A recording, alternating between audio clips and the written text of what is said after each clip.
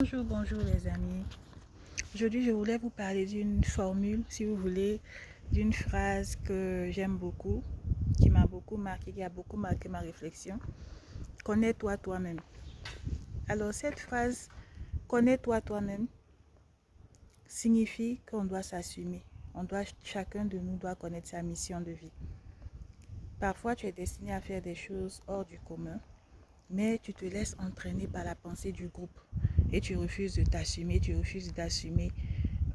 ces choses que tu es emmené à faire, qui sont peut-être des choses différentes de celles de l'environnement où tu as grandi ou de tes proches, des idées différentes de tes proches ou du contexte dans lequel tu as évolué. Ça me fait penser au prix du meilleur président africain que j'ai voulu organiser avec Améthyste Conseil pour récompenser un leadership d'un leader africain, d'un président africain aligné avec le développement durable.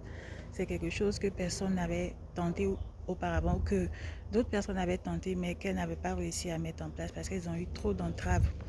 Et moi, j'ai voulu le faire différemment, en associant la société civile, c'est-à-dire les ONG, les associations d'Afrique, plusieurs associations de 5 régions d'Afrique. On a divisé l'Afrique en 5 régions et plusieurs ONG et associations de ces régions ont voté pour ces présidents sur la base des indicateurs que j'ai déjà présentés sur cet espace, sur cette tribune. Il y a eu aussi des experts qui ont bien voulu m'accompagner, je les remercie. Et nous avons récompensé ce leadership africain. Vous pouvez taper sur Google le prix du meilleur président africain et du leadership politique aligné avec le développement durable. Donc souvent en Afrique, nous sommes entraînés, tirés vers le bas par la pensée du groupe. Pas toujours, mais ça peut arriver. Et je pense qu'on devrait plus se laisser tenter par l'expérience de la sédentarité. Vous savez comment Archimède a découvert la poussée d'Archimède? Il réfléchissait sur un problème et je ne dirais pas le hasard, comme je vous ai dit, je ne crois pas au hasard. Un jour dans son bain, il prenait son bain et il y a eu un phénomène inattendu qui est arrivé et il a crié Eureka et il a compris ça a permis la résolution de ce problème qui a abouti à la découverte de la poussée d'Archimède. Donc la sédentarité, ça veut dire qu'on doit se laisser tenter par des expériences qui sortent de l'ordinaire, tenter des choses hors du commun. Donc ça me permet de bien vous préciser cet espace à qui il est destiné. Cet espace, ici on ne parle pas de mèche brésilienne, ici on ne parle pas de tontine, ici on ne parle pas de variété musicale.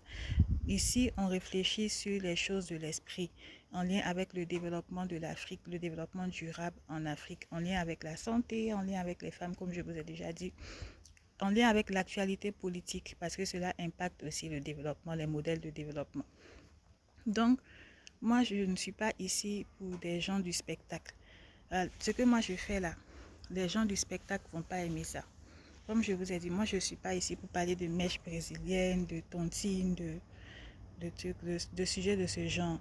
Moi, je suis ici pour parler de sujets en lien avec la politique, en lien avec l'actualité, mon domaine de compétences.